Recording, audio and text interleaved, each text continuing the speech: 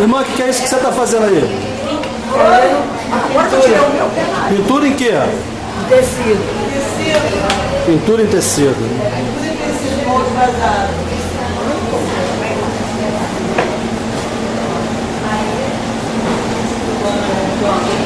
Tá bom? Fala os pincéis. Ai, tá filmando? Tá filmando. Ficou lindo, vou levar os moldes sujos. Marilene, você que dá aula? Sim, senhor. Tem quantos alunos, Marilene? Por enquanto são 7, porque o espaço é pequeno, né? Quando tiver uma mesa maior, a gente bota mais. E o curso é inteiramente gratuito, Marilene? Completamente, inclusive dando até material por enquanto. Amém. Tinta, pincel, tudo. Amém. Capa, tudo, por conta da casa. Amém. Do Senhor. Amém. O Senhor proverá. Opa! Dividindo os dons, né? Isso. Os dons.